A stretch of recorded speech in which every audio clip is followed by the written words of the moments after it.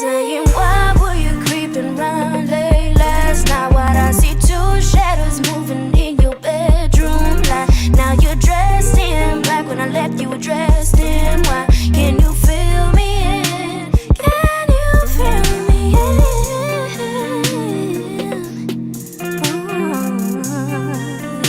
Hey guys, it's Keisha. Welcome back to my channel, and if it's your first time tuning in, thank you so much for clicking on this video.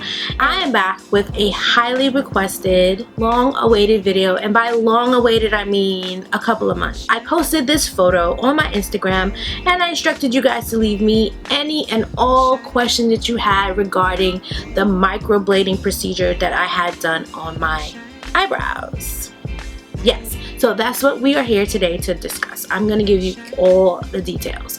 Any questions that you may have had, I'll address them all in this video. Let's get started. Now, what is microblading? Microblading is a relatively new, to me, procedure. It's basically tattooing your eyebrows. However, it's not the traditional kind of tattoo. They have like this specialized pen that deposits pigment into the cut as they, do the procedure. And this ink that is deposited, again, it's different from the traditional ink. It's long-term, however, it is semi-permanent. Where I got it done and how much it costs, I will leave all that information down below in the description bar, so be sure to check it out. Now, you guys want to know, of course, the first question asked was, does it hurt? So pain level, I would say on a scale of 1 to 10, it was a 3. Now, the most uncomfortable part about the procedure wasn't the actual pain. It was more so the sound of the needle breaking skin. Like, the sound of the needle breaking skin sounded like ripping Velcro apart. When you hear it, it's like you're anticipating pain, but the pain level, like I said, it didn't deliver. It wasn't that much pain. Now I would say that I have a pretty high tolerance for pain. I don't have any previous tattoos, but I've always been into piercing. So I have my Monroe piercing here, and this I had pierced twice, which the second time was rather painful because they had to go through scar tissue, and I had my tongue pierced previously, so I'm not new to that kind of pain. But going into this procedure, I was shitting bricks, okay? Like, I was so nervous. I mean, I was nervous because this is on my face. Like, what if the procedure wasn't ideal for me, for my skin type, for like, what if, I had some concerns about the technician that did it. She didn't have that many African American clients on her page, so I was considering going to another technician to do it. However, her skill level was definitely superior to the other artists that I considered, so that kind of put me at ease about entrusting my face to someone to put something that is quite permanent. But I was still very nervous. I had no reference of what a tattoo felt like, and I just like, I couldn't calm my nerves. When I went, luckily I had my homegirl Deidre with me, which was like very comforting, and she was there. She was the first one that saw it afterwards, kind of give me the cosign of like if it looks good or whatever. So prior to the procedure, the technician did apply like a topical numbing cream. Honestly, I don't feel like it did much of anything. That's what I thought, until she got to the right eyebrow. She started on the left one, but when she got to the right eyebrow, I guess the effect of the cream had worn off. So this eyebrow, on a scale of 1 to 10, I think I would say that it hurt about a 3, but this one was about a 6. It definitely had tears rolling down my face. As you can see, if you check out the photo on my Instagram. By the way, if you're not following me on Instagram, you should do so. Yeah, so if you check out the photo on my Instagram, you will see that there's like crust in my eye. Yeah, that was from the tears. So this one definitely was like gripping my teeth, waiting for it to be finished. But again, it was very tolerable. It wasn't extreme. After the results that I got, I definitely feel like it was worth the pain. Once you get past that initial anxiety, once it subsides, then it's like, it's just a matter of just relaxing and just, waiting for the procedure to, be finished. All in all, it took her about an hour and a half to 2 hours. He did 2 passes over each brow. So she started with the left one, she went to the right one, then she went back over it again to the left one. Her style is usually that she likes to go lighter the first time. She doesn't want it to be like too harsh or too intense. intense. If you're like me, you don't have any brows and you go from where you're used to seeing your face with very sparse brows, and then all of a sudden you have this really deep, intense, like manufactured eyebrow on your face, you could, you know, be taken aback by that. So she went in a bit lighter with the pigment the first time, just so that we could see how my skin takes to the pigment and how it healed. And I am scheduled for a follow-up, and I definitely want to get this video out before my follow-up so that you guys again have something to reference. And my follow-up is actually in a few hours, so I had to like really get this video in before I go tomorrow morning for my follow-up. So next question.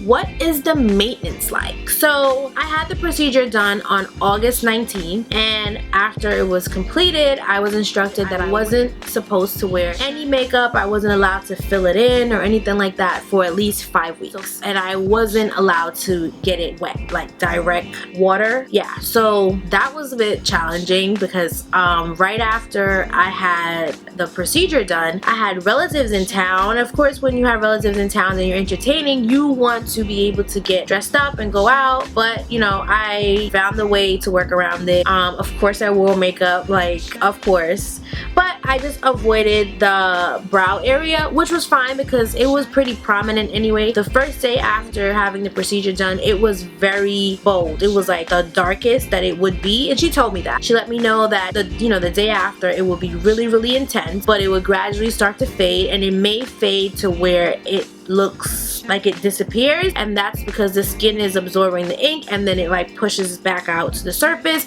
and then after the 5 weeks it will reveal the true shade that the ink shows up on your skin. Now the darker you are, the more likely that you will have to go and have the procedure touched up after 5 weeks, once, maybe even twice. Mine did fade quite a bit, but like I said, tomorrow I am scheduled for my follow-up appointment. And with this particular technician, the cost of the follow-up appointment is included in the initial payment. Oh, also, during those 5 weeks, washing my hair proved to be a bit of a challenge. I had to wash my hair in sections, and once I got to the front section, I had to use a measuring cup, one of those little dishes that you use to mix hair color. So I used one of those to, like, you know, gather the water and then like pour it like directly onto my hair to avoid it going onto my brows. Now they did get wet several times. I don't know if that has adverse effects towards, you know, the pigment not really taking to my skin. We will find out tomorrow once I speak to her, find out if, you know, that was something that kind of worked against me. But yeah, in the shower, it's inevitable. Your face, you're gonna get spritzed with water. It didn't get drenched or anything throughout that 5 weeks, but it was hard to completely just avoid water hitting my brows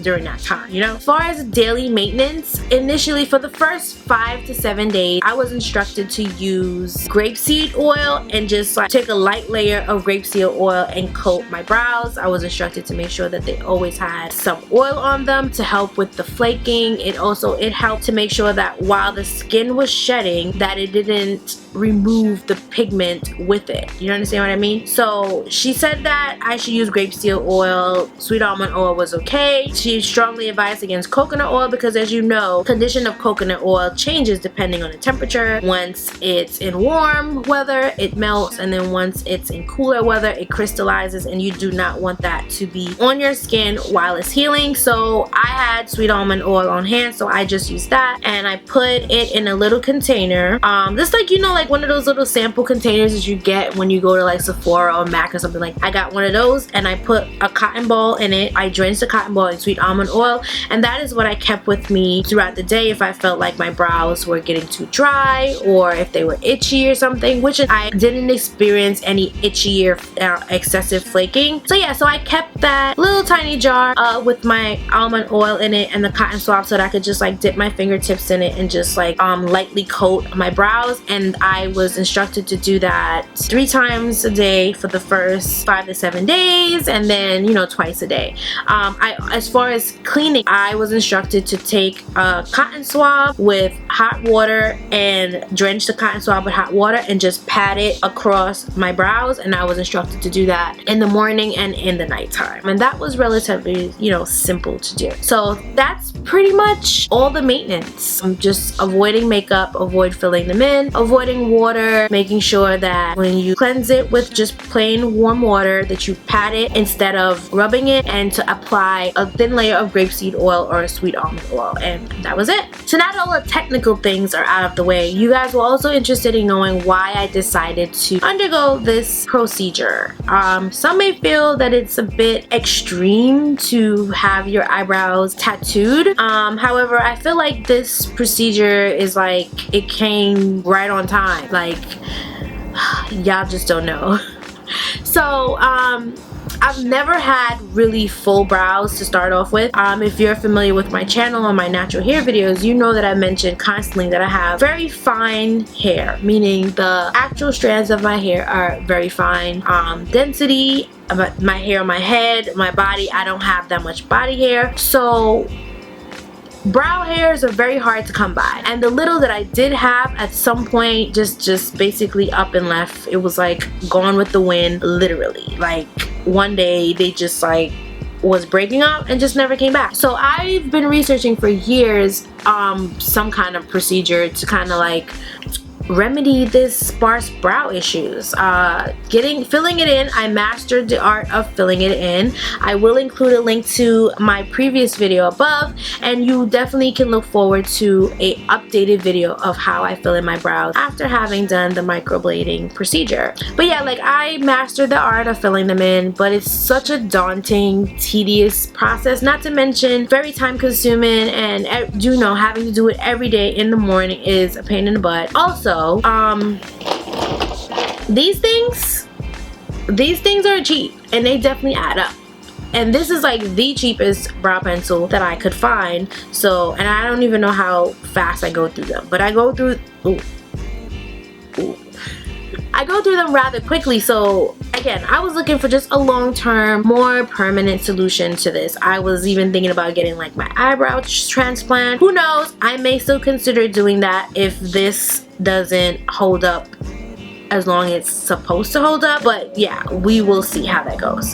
So yeah, I was looking for something more permanent so that I didn't have to fill in my brows all the time. I did not particularly want like that super done perfect eyebrow look all the time. I just wanted some eyebrow hairs on my face on the days that I decided not to wear makeup. You know, it looks really odd in photos, or just normal when you see a person and they don't have any eyebrows. It's very noticeable when the brows are missing from their face. So that was pretty much it. Very simple. Like I just wanted to have the look of natural, simple eyebrows like everyone else.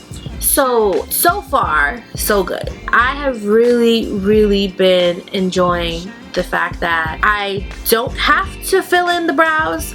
Y'all just don't know. It does look better if I'm wearing some makeup that I just use my pencil and just like, you know, fill it in a little bit, but it's so much quicker than having to completely manufacture an eyebrow shape and then duplicate it on this side and then fill them both in. So now that I have the microbladed brows, I already have the foundation, so I could just like, you know, go over it really quick and just fill it in. Now for my follow-up, I do want her to fill in the tail ends because she stopped it about maybe here.